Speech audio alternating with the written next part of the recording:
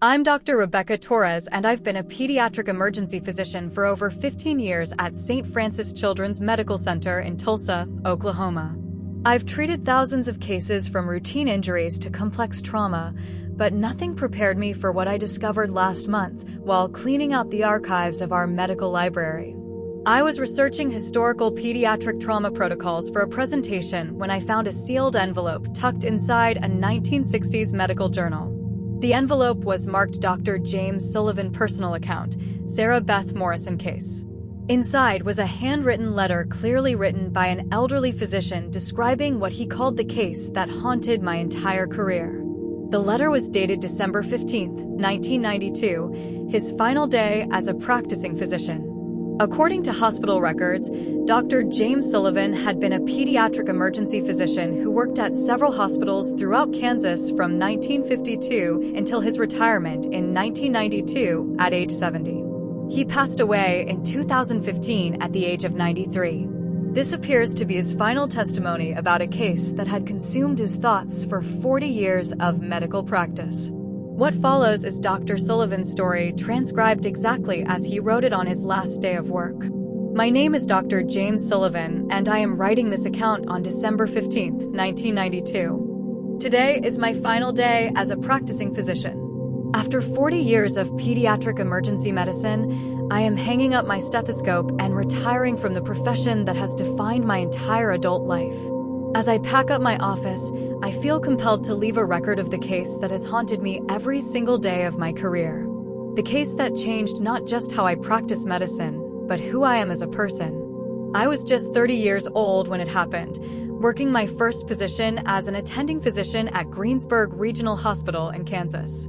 It was May 17, 1952, and nothing in my medical training could have prepared me for what would unfold over the next 72 hours. Greensburg was a quiet community of about 6,000 people, the kind of place where everyone knew everyone, and medical emergencies were usually predictable. Farm accidents, childhood illnesses, the occasional heart attack. That changed in the span of 4 devastating minutes. At 8:42 p.m. on that May evening, an F5 tornado, the most powerful classification on the Fujita scale, carved a path of destruction directly through the heart of Greensburg. The tornado was over a mile wide with winds exceeding 320 miles per hour, and it moved through our town like the hand of God striking down everything in its path. I was at the hospital finishing up my evening rounds when the sirens began wailing. Living in Kansas, you become accustomed to tornado warnings, but something about this one felt different. The air itself seemed to vibrate with an ominous energy, and the sky had taken on that sickly green color that veteran storm chasers know means business. The power went out at 8:45 p.m. We switched to our backup generators just as the tornado hit us directly. The noise was indescribable, like a freight train combined with a roaring jet engine. Windows exploded throughout the building. The walls shook so violently I thought the entire structure would collapse. I threw myself under a desk in the nurse's station and prayed. When the tornado passed 3 minutes later, I emerged to find the hospital had sustained severe damage. The entire west wing was destroyed, several windows were blown out throughout the building, and part of the roof was gone. But the main structure was intact enough to function as our emergency treatment center, and we would need every available space. The scene inside was controlled chaos. Nurses were setting up triage areas in the hallways. Volunteers were bringing in stretchers, and the sound of crying children filled the air. Dr. Catherine Price, the chief of staff, briefed me quickly as we walked through the emergency department. James, we've got at least 60 confirmed injuries so far, and more are coming in. Mostly broken bones, lacerations, head trauma. But James, she paused and lowered her voice, we've also got several children who've been separated from their families. Some parents are still missing, possibly dead. We're going to need to keep these kids comfortable while we try to locate their relatives. The next several hours were a blur of medical activity. I treated a 12-year-old boy with a compound fracture of his right leg, an 8-year-old girl with severe lacerations to her face and neck, and 3 siblings who had been found unconscious beneath the debris of their collapsed barn. It was exhausting, heartbreaking work. But it was also why I had chosen pediatric medicine. to be there for children in their most vulnerable moments. Around 1:30 a.m., as the initial wave of casualties began to stabilize, Nurse Elizabeth Garrett approached me with a chart in her hands. "Dr. Sullivan, we have 2 children in room 12 who need your attention. Sisters, ages 5 and 9. They were brought in about 2 hours ago." I followed Elizabeth down the hallway to room 12, which we had converted into a makeshift pediatric ward. The room contained 6 beds, and in 2 of them lay the most heartbreaking scene I had encountered that night. The older girl, who appeared to be about 9 years old, was sitting up in bed with a bandage wrapped around her left arm. She had beautiful auburn hair and large, watchful eyes that seemed far too mature for her age. Despite her obvious injuries, she was alert and was gently holding the hand of the smaller child in the bed next to her. The younger girl, Sarah Beth Morrison, according to her chart, was 5 years old with light brown hair and pale skin. She was conscious, but appeared to be in shock. She had a deep laceration on her left shoulder and what looked like extensive bruising on her torso and legs, but nothing that appeared immediately life-threatening. "Hello, girls," I said softly, approaching their beds. "I'm Dr. Sullivan. How are you feeling?" The older girl, Caroline, according to her chart, looked up at me with those serious eyes. "My arm hurts where the wood hit it, but Sarah Beth won't talk. She hasn't said anything since they brought us here." I pulled up a chair between their beds and began my examination. Caroline had sustained a fracture of her left radius and needed several stitches where a piece of debris had cut through her skin, but her neurological responses were normal, and she was clearly thinking clearly. Sarah Beth's physical injuries were more extensive than Caroline's, but still not critical. The laceration on her shoulder required 12 stitches, and her bruises, while painful and covering much of her small body, didn't indicate any internal trauma that I could detect. But Sarah Beth's psychological state was deeply concerning. She was exhibiting classic signs of acute stress reaction. She stared straight ahead without focusing on anything in particular. She didn't respond to verbal commands, and her body was rigid with tension. This was not uncommon in children who had experienced severe trauma, but it required careful monitoring. "Caroline, can you tell me what happened?" I asked gently. The 9-year-old's face crumpled and she began to cry quietly. The wind came and our house started shaking really bad. Mama grabbed us and pushed us into the basement, but then everything went black and there was this terrible noise, like the world was ending. When I woke up, there were men digging us out of all the broken wood and bricks. "What about your parents? Were they with you?" Caroline's crying intensified. Mama was right behind us on the basement stairs, but when the men found us, she wasn't moving. She had blood on her head. She paused, trying to compose herself. "And Papa? Papa was at work in town. I don't know where Papa is. I don't know if he's okay." My heart broke for these children. I had already been briefed on their situation by the intake nurse. Their mother, Elizabeth Morrison, had been found dead at the scene, killed by blunt force trauma when the house collapsed on top of the basement entrance. Sarah Beth's father, Caroline's stepfather, David Morrison, had been working at the grain elevator in town when the tornado hit. His whereabouts were currently unknown, and search and rescue teams were still combing through the wreckage. Over the next few hours, I checked on the girls regularly. Caroline was responding well to treatment, and despite her grief was talking to the nurses, and even managed to drink some juice and eat a few crackers. Sarah Beth, however, remained in her catatonic state. She would accept fluids when they were offered, but she wouldn't speak, wouldn't make eye contact, and showed no interest in her surroundings. This type of psychological trauma response in children was not uncommon after disasters. The human mind, especially a child's mind, sometimes simply shuts down when confronted with experiences too overwhelming to process. The standard treatment was to provide a safe, quiet environment and wait for the child to gradually emerge from the shock. Most children recovered within a few days to a week. But Sarah Beth was different. There was something about her stillness that felt deeper than typical trauma response. When I looked into her eyes, I didn't see the glazed expression of shock that I was accustomed to seeing. Instead, I saw what appeared to be a profound sadness, as if she understood exactly what had happened and was choosing not to engage with a world that had become too painful to bear. Around 7 a.m., as the sun was beginning to rise over the devastated town, I was called to attend to other patients. The hospital was still receiving casualties, and there were several children with more serious injuries who needed immediate attention. I asked Nurse Garrett to check on Sarah Beth and Caroline every hour and to notify me immediately if there were any changes in their condition. At 11:45 a.m., I returned to room 12 to find Caroline sitting up in bed, looking at a picture book that one of the volunteers had brought her. She looked up when I entered and managed a small, sad smile. "How are you feeling, sweetheart?" I asked. "My arm still hurts, but the medicine helps. And I'm really worried about Sarah Beth. She still won't talk to me. She won't even look at me." I looked over at Sarah Beth's bed. The 5-year-old was lying on her side, facing the wall in exactly the same position she had been in when I left several hours earlier. Her breathing was regular, and she appeared to be awake, but she showed no acknowledgement of my presence. "Sarah Beth, honey, it's Dr. Sullivan," I said softly, sitting on the edge of her bed. "I know you've been through something very scary, but you're safe now. Can you look at me?" There was no response. I gently placed my hand on her shoulder, and she didn't flinch or pull away, but she also didn't turn toward me. It was as if she had withdrawn so completely into herself that the outside world simply didn't exist for her anymore. I spent the next 30 minutes conducting a more thorough neurological examination. Sarah Beth's reflexes were normal. Her pupils responded appropriately to light, and there were no signs of head trauma beyond some superficial bruising.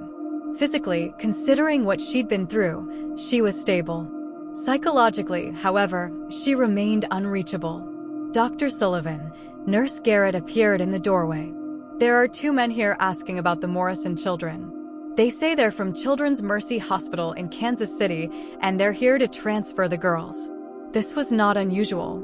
Greensburg Regional was a small hospital with limited pediatric facilities, and Kansas City had much better resources for treating traumatized children.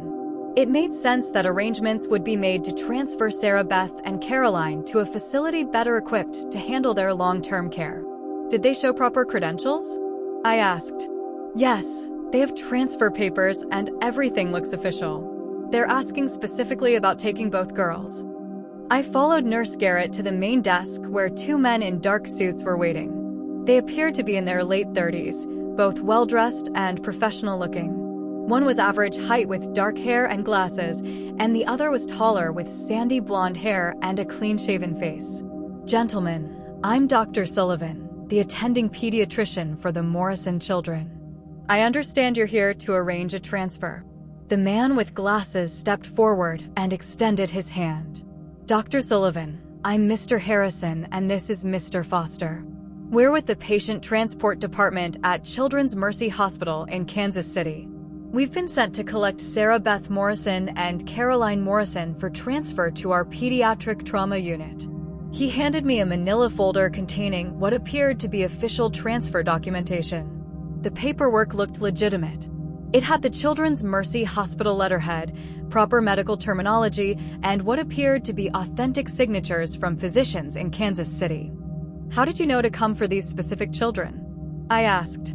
"We haven't had time to contact anyone about transfers yet. We've been overwhelmed with casualties." Mr. Foster, the taller man, spoke up. "The American Red Cross has been coordinating with hospitals throughout the region to identify children who need specialized care. When they learned about the Morrison girls' situation, losing their mother and with their father's status unknown, they requested that we bring them to Kansas City, where we have better psychiatric support services for traumatized children." This explanation made perfect sense. The Red Cross was indeed coordinating disaster relief efforts throughout Kansas, and it was logical that they would want to ensure that orphaned or separated children received the best possible care. "I need to examine their current condition before I can approve any transfer," I said. "Sarah Beth in particular is experiencing severe psychological trauma. She hasn't spoken since she arrived, and I'm not sure she's stable enough for transport." "Of course, Doctor," Mr. Harrison said. We understand your concerns, but we have a child psychiatrist waiting at Children's Mercy who specializes in trauma cases like this. Dr. Victoria Brennan has extensive experience with children who've experienced natural disasters. The sooner we can get Sarah Beth into proper treatment, the better her chances of recovery. I couldn't argue with that logic. While I had some experience with pediatric psychology, I was not a specialist, and Sarah Beth clearly needed more help than I could provide in our small-town hospital that was barely functioning after the tornado damage. Let me go check on them once more, and then we can discuss the transfer details, I said. I returned to room 12 where I found Caroline still looking at her book and Sarah Beth still lying motionless on her side. I sat down between their beds and spoke to both girls. Caroline, these men are here to take you and Sarah Beth to a bigger hospital in Kansas City. They have doctors there who specialize in helping children who have been through scary experiences like you have. Do you understand? Caroline nodded solemnly. Will they be able to help Sarah Beth start talking again? I hope so, sweetheart. They have doctors who know all about helping children who are feeling very sad and scared. I turned to Sarah Beth. Sarah Beth, honey, can you hear me? We're going to send you somewhere where there are doctors who can help you feel better. You'll be with Caroline, so you won't be alone. Sarah Beth's breathing pattern changed slightly, and for a moment I thought she might be responding to my voice, but she didn't turn around or give any other indication that she had heard me. I returned to the main desk where the two men were waiting patiently. Mr. Harrison, I'm willing to approve the transfer, but I have some conditions. First, Sarah Beth is in a very fragile psychological state. She will need constant supervision during transport. Second, I want to be contacted immediately once they arrive at Children's Mercy, so I can be updated on their condition. Absolutely, Doctor. We completely understand your concerns. We've transported many trauma cases, and we know how to handle children in Sarah Beth's condition. One more thing, I said. I want to speak directly with the receiving physician at Children's Mercy before you leave. Mr. Harrison exchanged a quick glance with Mr. Foster. I'm afraid Dr. Brennan, the psychiatrist who will be treating the girls, is currently in a critical care meeting, but I can assure you that she's expecting them, and we have specific instructions for their care. I hesitated. Something about the exchange of glances between the two men had struck me as odd, but I couldn't put my finger on exactly what bothered me about it. The paperwork looked legitimate. Their explanation was reasonable, and it was certainly in the best interest of both children to get them to a facility with better resources. All right, I said finally. Let me help you get them ready for transport. We returned to room 12, where I explained to Caroline that she and Sarah Beth would be going to the Kansas City Hospital. Caroline seemed anxious about leaving, but she understood that it was necessary. She asked if anyone had found her father yet, and I had to tell her that search teams were still looking. Getting Sarah Beth ready for transport was more challenging. She remained completely unresponsive, and we had to dress her and prepare her for the journey as if she were catatonic. The two men were professional and gentle in their handling of both children. They had brought a wheelchair for Sarah Beth and allowed Caroline to walk alongside them. As they prepared to leave, Mr. Harrison turned to me. Dr. Sullivan, thank you for taking such good care of these girls. We'll make sure they get the help they need. Please call me as soon as you arrive in Kansas City. I want to know how they're doing, especially Sarah Beth. Of course. We should be there in about 4 hours, traffic permitting. I watched from the hospital entrance as they loaded both girls into a dark blue sedan. Caroline looked back and waved at me through the rear window, her face pressed against the glass, looking small and frightened. Sarah Beth was sitting in the back seat next to her, still staring straight ahead, still lost in whatever internal world she had retreated to. The car pulled away and I returned to my other patients. The hospital was still overwhelmed with tornado victims, and I had dozens of other children who needed my attention. But throughout the rest of that day, I found myself thinking about Sarah Beth Morrison and wondering if I had made the right decision in allowing her to be transferred. At 7 p.m., nearly 7 hours after the men had left with the girls, I called Children's Mercy Hospital in Kansas City. Children's Mercy Hospital. How may I direct your call? I need to speak with Dr. Victoria Brennan in your pediatric psychiatry department. This is Dr. James Sullivan from Greensburg Regional Hospital regarding 2 children who were transferred to your facility this morning. Please hold while I connect you. After a few minutes, the operator came back on the line. I'm sorry, Dr. Sullivan, but we don't have a Dr. Victoria Brennan in our psychiatry department. Could you be thinking of a different physician? A cold feeling began to develop in my stomach. No, I specifically need to check on 2 children who were transferred from Greensburg Regional this morning. Sarah Beth Morrison, age 5, and Caroline Morrison, age 9. They should have arrived around 5 o'clock or 6 p.m. Let me check our admissions records. There was a long pause. I'm not showing any admissions today for children with those names. Are you sure they were brought to Children's Mercy? The cold feeling in my stomach became a full-blown panic. Yes, they were picked up by 2 men who identified themselves as being from your patient transport department. They had official transfer papers with your hospital's letterhead. Dr. Sullivan, I need to transfer you to our security department immediately. Within an hour, the Kansas City Police Department had contacted the Greensburg Sheriff's Office and a full investigation was launched. The transfer papers that the 2 men had shown me were examined by experts and determined to be sophisticated forgeries. Children's Mercy Hospital confirmed that they had no record of the men, no knowledge of any planned transfer, and no patients matching the description of Sarah Beth and Caroline Morrison. The FBI was called in to investigate what was now being treated as a kidnapping case. Agents interviewed me extensively about my interactions with the 2 men, and I provided detailed descriptions of their appearance, their behavior, and everything they had said to me. But as the investigation progressed, disturbing details began to emerge. The most significant was that the 2 men had specifically asked for Sarah Beth Morrison by name when they arrived at the hospital. They hadn't asked for the Morrison children or the tornado victims. They had specifically requested Sarah Beth.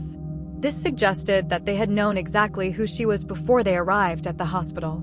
In a small town like Greensburg, it was possible that word had spread about the children who had lost their mother in the tornado. But the fact that they knew her full name and that they had come prepared with forged documents specifically for her transfer suggested a level of premeditation that was deeply disturbing. The investigation revealed another troubling detail. When I had told the men that Sarah Beth had a sister who was also a patient, they had agreed to take both children. But according to FBI profilers, their original intention had been to take only Sarah Beth. More disturbing still, when agents traced the route that the men would have taken to Kansas City, they found Caroline Morrison at a roadside diner about 35 miles outside of Greensburg. She was unharmed but terrified. According to her account, the men had stopped at the diner and told her that they needed to get food for Sarah Beth. They had taken Sarah Beth with them into the diner, ostensibly to use the restroom and to help pick out something she might want to eat. But they had never come back out. Caroline had waited in the car for nearly 2 hours before a waitress noticed her sitting alone and called the police. When officers arrived, they found no sign of Sarah Beth or the 2 men. The car had been abandoned and later investigation revealed that it had been stolen from a parking lot in Wichita 3 days earlier. Sarah Beth Morrison had vanished without a trace. The FBI investigation continued for months. They interviewed every person who had been at the hospital that day, examined every piece of evidence, and followed up on hundreds of tips from people who claimed to have seen Sarah Beth or the 2 men. But none of the leads panned out. The case generated national attention. Sarah Beth's photograph appeared in newspapers across the country, and the FBI added her to their list of missing children. But as months turned into years, the trail grew cold. What haunted me most about the case was not just the fact that Sarah Beth had disappeared, but the realization that I had been completely deceived by the 2 men. They had appeared professional. Their documentation had looked legitimate, and their explanation had been entirely reasonable.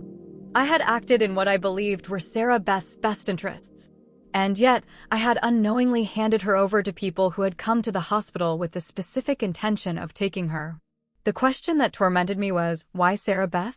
She was 5 years old, traumatized, and had no family connections that would have made her a target for ordinary kidnapping. Her father, assuming he had survived the tornado, and we later learned that David Morrison had indeed survived with only minor injuries, had no money or influence that would have made Sarah Beth valuable as a ransom victim. The men had clearly known who she was before they arrived at the hospital, which meant they had targeted her specifically. But why? Over the years, I've developed several theories, none of which are entirely satisfactory.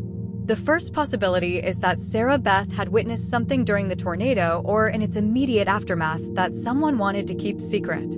Perhaps she had seen something in the chaos and destruction that implicated someone in a crime, and the kidnapping was an attempt to prevent her from eventually telling what she had seen. But this theory has problems. Sarah Beth hadn't spoken since arriving at the hospital, and there was no way to know if she would ever recover enough to be a credible witness to anything. Why take such an enormous risk to silence a child who might never speak again? The second possibility is that Sarah Beth was taken for adoption purposes.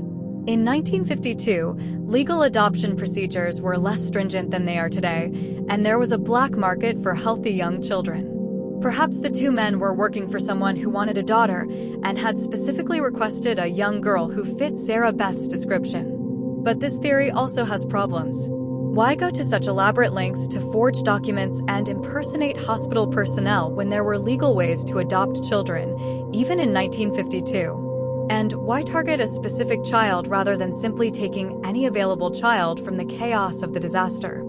The third possibility, and the one that disturbs me most, is that Sarah Beth was taken by someone who had known her before the tornado. Perhaps she had been targeted by someone who had been planning to take her for some time, and the tornado had simply provided the perfect opportunity. The chaos and confusion in the aftermath of the disaster would have made it easy for someone to remove a child from the community without being noticed. But this theory raises the most troubling questions of all. Who would have known Sarah Beth well enough to target her specifically? And what did they want with a 5-year-old girl who couldn't even speak? 25 years later, in 1977, I received a letter that reignited my interest in Sarah Beth's case. The letter was postmarked from Portland, Oregon, and contained no return address. Inside was a single sheet of paper with a message typed on what appeared to be an old typewriter. Dr. Sullivan, you probably don't remember me, but I was one of the children you treated after the Greensburg tornado in 1952. I wanted you to know that I'm doing well and that I've never forgotten your kindness during that terrible time. I also wanted you to know that Sarah Beth is safe and happy. She doesn't remember much about what happened, which is probably for the best. She has a good family now and has grown up to be a wonderful young woman. Please don't try to find her. Some secrets are better left buried. A grateful patient. The letter was unsigned. I took the letter to the FBI, and they conducted a thorough analysis. The paper was common typing paper available at any office supply store. The typewriter was determined to be an older model, possibly from the 1950s or early 1960s, but there were thousands of such machines still in use throughout the country. The postmark indicated that the letter had been mailed from Portland, but that didn't necessarily mean the writer was located there. Most significantly, the FBI could find no way to verify whether the letter was genuine or a hoax.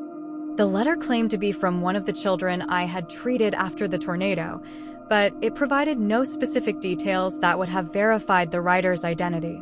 Anyone who had read newspaper accounts of the tornado and Sarah Beth's disappearance could have written such a letter. But there was something about the tone of the letter that felt authentic to me. The reference to my kindness felt genuine, and the statement that Sarah Beth doesn't remember much about what happened seemed consistent with the psychological trauma she had been experiencing when I last saw her. If the letter was genuine, it suggested that Sarah Beth had been taken by people who genuinely cared about her welfare and had provided her with a loving home. But it also meant that she had been living under a false identity for over 2 decades, unaware of her true origins.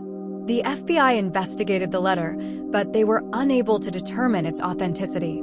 The case remained open, but with no new leads to follow, the investigation eventually became inactive.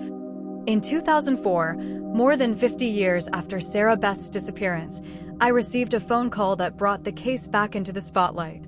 A reporter from the Kansas City Star told me that they had received an email from a woman claiming to be Sarah Beth Morrison. The woman said that she had been living under a different name her entire adult life, but had recently learned the truth about her origins through DNA testing and genealogy research. She wanted to meet with the reporter to tell her story. I was contacted because the woman had specifically mentioned my name and had provided details about her medical treatment that only someone who had been there could have known. The woman agreed to meet with the reporter, but at the last minute, she changed her mind. She sent a final email saying that she had decided it was better to leave the past alone, and then she disappeared again. All attempts to trace the email or reestablish contact were unsuccessful. Was it really Sarah Beth? I'll never know. But I've never stopped wondering about that little girl who disappeared from my hospital on May 18, 1952. I've never stopped questioning whether I could have done something differently, whether I should have been more suspicious of the two men, whether I should have insisted on speaking directly with the receiving physician before allowing the transfer. Sarah Beth Morrison would be 57 years old now if she's still alive. She would have lived an entire lifetime under whatever identity she was given by the people who took her. She might have children and grandchildren who have no idea that their mother or grandmother was once a little girl who survived one of Kansas's most devastating tornadoes only to vanish from a hospital room 3 days later. But for me, Sarah Beth's case represents something more than just an unsolved mystery. It represents the moment when I learned that evil can present itself in the most reasonable, professional, and trustworthy disguise. The two men who took Sarah Beth weren't obviously criminal or threatening. They were polite, well-dressed, and seemingly legitimate. They had documents that looked official, explanations that made sense, and they treated the children gently. Yet, they were predators who had come to my hospital with the specific intention of taking a traumatized 5-year-old girl. This experience changed how I practiced medicine for the next 40 years. I became more suspicious, more questioning, more insistent on verifying credentials and procedures. Some colleagues said I became overly protective, even paranoid. And perhaps they were right. But I never again allowed a child to leave my care without personally confirming every detail of their transfer or discharge. I never again took official-looking documents at face value without making phone calls to verify their authenticity. Because somewhere out there is a woman who doesn't know that her name was once Sarah Beth Morrison, that she survived the Greensburg tornado of 1952, that she lost her mother and was separated from her sister, and that she disappeared from a hospital room under circumstances that have never been explained. Sarah Beth Morrison, wherever you are, I hope you're safe. I hope you're happy. And I hope that someday, somehow, we'll finally learn what really happened to you on that May morning in 1952. Some mysteries deserve to be solved, even if it takes a lifetime. I am leaving this account in the hope that future physicians will learn from my experience and perhaps one day help solve the mystery of what happened to Sarah Beth Morrison. Dr. James Sullivan, December 15, 1992. Final day of practice. After reading Dr. Sullivan's retirement account, I was compelled to research the case myself. Everything he described checks out with historical records. The Greensburg tornado of May 17, 1952 was indeed one of the deadliest in Kansas history, killing 97 people and injuring over 300. Sarah Beth Morrison was a real 5-year-old girl who disappeared from Greensburg Regional Hospital on May 18, 1952 under the exact circumstances Dr. Sullivan described. The FBI case file remains open to this day. Sarah Beth would be 57 years old now if she's still alive. What strikes me most about Dr. Sullivan's account is how this single case shaped his entire 40-year career. According to hospital records I found, Dr. Sullivan indeed implemented some of the strictest child protection protocols in Kansas after 1952. He personally verified every transfer, every discharge, every person who came for any child in his care. His colleagues described him as almost obsessively protective of his young patients. And now I understand why. As a pediatric emergency physician myself, I can't imagine the weight Dr. Sullivan carried. We make critical decisions every day that affect children's lives, usually with incomplete information and under tremendous pressure. The fact that he was deceived by sophisticated criminals doesn't make him responsible for what happened to Sarah Beth. But I understand why he carried that burden for 40 years. The question that haunts me now just as it haunted Dr. Sullivan, is what happened to Sarah Beth Morrison. The 1977 letter he mentioned suggests that Sarah Beth may have survived and lived under a different identity. But without concrete proof, we may never know the truth. What we do know is that somewhere in America, there may be a woman in her late 50s who has no idea that her disappearance as a 5-year-old child launched one of the largest FBI investigations of the 1950s, and that her story has been told and retold by people trying to understand how a child could simply vanish without a trace. Dr. Sullivan's final words in his retirement letter have stayed with me. Some mysteries deserve to be solved, even if it takes a lifetime. Sarah Beth Morrison's disappearance remains one of the most haunting unsolved cases in American history. And Dr. James Sullivan's first-hand account provides the most detailed description of what happened that May morning in 1952. If you're watching this and you know anything about Sarah Beth Morrison, or if you are Sarah Beth Morrison, please know that there are people who never stopped caring about what happened to you. Your story matters, and the truth, whatever it is, deserves to be told.